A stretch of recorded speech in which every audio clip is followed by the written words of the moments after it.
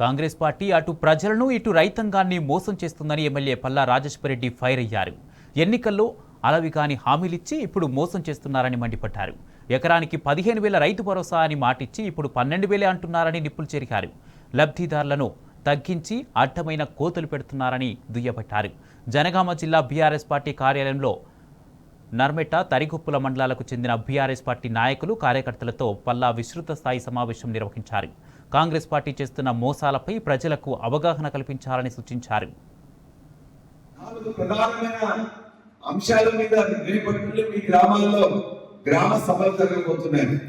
ఒకటి, రేషన్ కార్డులు ఇచ్చిందా లేదా అనేది మీకు తెలుసు. ఇస్తే ఎవరికి ఇచ్చిందో ఎవరికి వెళ్ళినా తెలుసు. ఎవరికి ఏం దాని మనం ఏం చేయాలని చెప్పి చర్చించుకుందాం.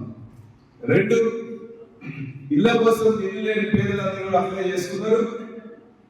కొద్ది మంది మాత్రమే ఇచ్చి, ఆ ఇచ్చిన దాంట్లో కూడా మేము కంప్యూటర్ లో సెలెక్ట్ అయ్యానని చెప్పేసి వాళ్ళు చెప్పి, కొద్ది మందికి ఎవరికో పార్టీ నాయకులు, కార్యకర్తలు మాత్రం ఇచ్చుకొని మిగతా వాళ్ళందరూ కూడా ఇవ్వట్లేదు. దాని గురించి కూడా మనం చర్చించి ఏం చేయాలని చూడాలి. 3, రైతు భరోసా సంబంధించి వ్యవసాయానికి సాగుయోగ్యం ఉన్న భూమికి ఇస్తామని చెబుతూ అందరూ కూడా ఎట్లా కట్టబెట్టాలి, ఆ కట్ చేసిన కూడా గ్రామ సభల ఆమోదం అని చెప్పడం కోసం చేయబోతున్నారు. దాని మీద కూడా మనం ఖచ్చితంగా మాట్లాడి సాగుయోగ్యమైన భూమి ఖచ్చితంగా వచ్చినట్టు చూసుకోవాలి.